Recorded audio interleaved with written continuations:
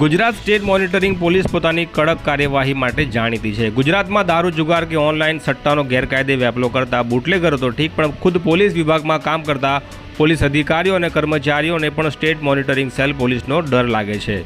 State monitoring સેલની ટીમના ખાસ ચુનંદા અધિકારીઓને જ પોસ્ટિંગ મળતું હોય છે કે જેમની કારકિર્દી ઉજ્જવળ અને સ્વચ્છ હોય।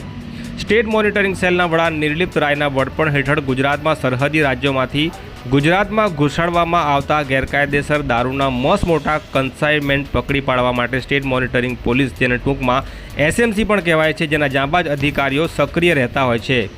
ગુજરાતના જિલ્લાઓની પોલીસ પણ અજાણ રહેતી હોય ત્યાં એસએમસી પોલીસ પોતાના મજબૂત બાતમી નેટવર્કને કારણે દારૂ જુગારની રેડો પાડી મોટા પરાક્રમો કરતી રહે છે, જેમાં કેટલીક વાર રેડ કરવા જતાં બુટલેગરોનો પીછો કરવામાં કેટલાક પોલીસ અધિકારીઓએ જીવ પણ ગુમાવ્યા છે।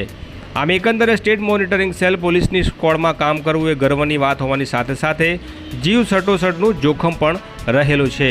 આટલી વિગતો જાણ્યા પછી તમને સ્ટેટ મોનિટરિંગ સેલ પોલીસનું ચિત્ર સમજાઈ ગયું હશે। સ્ટેટ મોનિટરિંગ સેલ પોલીસ કોઈપણ જાતના રાજકીય દબાણ કે કોઈપણ ભગદારના વશ થયા વગર નિર્ભય રીતે કામ કરે છે। પણ હાલ એક એવો કિસ્સો સામે આવ્યો છે જેમાં સ્ટેટ મોનિટરિંગ સેલમાં જ કામ કરતા એક હેડ કોન્સ્ટેબલ કક્ષાના પોલીસ કર્મીએ દારૂ ભરેલો કન્ટેનર પકડી કાયદેસરની કાર્યવાહી નહીં કરવા બદલ 15 લાખનો તોડ કરી લઈ પતાવટ કરવાનો કિસ્સો ખુદ સ્ટેટ મોનિટરિંગ સેલ પોલીસે જ ઘટસ્ફોટ કર્યો છે।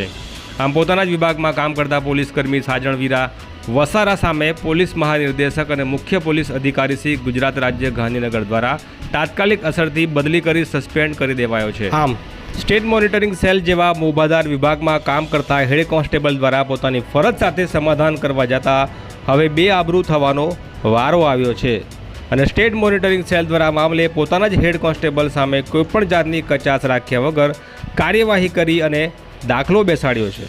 આ જ પ્રકારના વધુ અહેવાલ માટે નર્મદા લાઈવની આ ચેનલ સાથે જોડાયેલા રહેજો।